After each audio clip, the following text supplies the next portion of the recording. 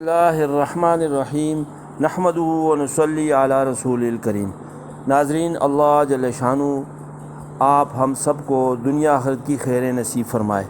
اللہ جل شانہ نے دین میں بہت ہی برکات رکھی ہیں، اور آج کا مذاکرہ جو ہے وہ سورہ یاسین کا مذاکرہ ہے۔ سورہ یاسین کا فرمایا کہ ہر چیز کے لیے ایک دل ہوا کرتا ہے، قرآن شریف کا دل سورہ یاسین ہے۔ جو شخص سورہ یاسین پڑھتا ہے، حق تعالی شانہ اس کے لیے 10 قرآنوں کا ثواب لکھتے ہیں۔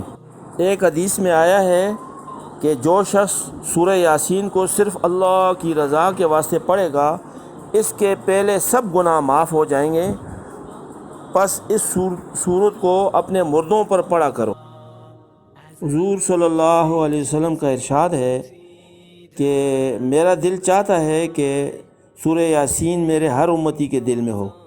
ایک روایت میں آیا ہے کہ جس نے سورہ یاسین کو ہر رات میں پڑھا پھر مر گیا تو شہید مرا۔ ایک روایت میں آیا ہے کہ جو سورہ یاسین کو پڑھتا ہے اس کی مغفرت کی جاتی ہے، اور جو بھوک کی حالت میں پڑھتا ہے تو وہ سیر ہو جاتا ہے، اور جو راستہ گم ہو جانے کی وجہ سے پڑھتا ہے تو وہ راستہ پا لیتا ہے، اور جو شخص جانور کے گم ہو جانے کی وجہ سے پڑھتا ہے تو وہ پا لیتا ہے، اور جو ایسی حالت میں پڑھے کہ کھانا کم ہو جانے کا خوف ہو تو وہ کھانا کافی ہو جاتا ہے۔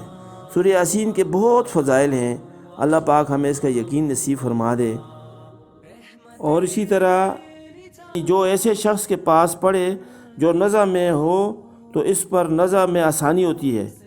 اور اسی طرح جو آدمی دن کو یعنی سورہ یاسین پڑھے گا تو سارا دن خوش رہے گا، اور جو آدمی رات کو سورہ یاسین پڑھے گا تو ساری رات اللہ کی رحمت اس کو ملتی رہے گی۔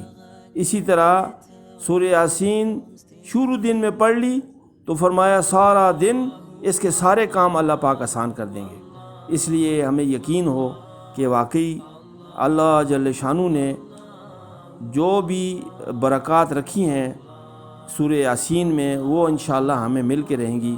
ہمارا یقین ہو، ہم خود بھی اس کا اہتمام کریں اور اوروں سے بھی ہم اس کا عرض کریں، تو انشاءاللہ اس طرح ہمارا پورا اجر ہمیں بھی ملتا رہے گا۔ جو بھی ہمارے کہنے پہ سورہ یاسین پڑھیں گے تو انشاءاللہ ان کو بھی اجر ملے گا، ہمیں بھی ملے گا۔ اس طرح اللہ آپ سب کو جزائے خیر عطا فرمائے۔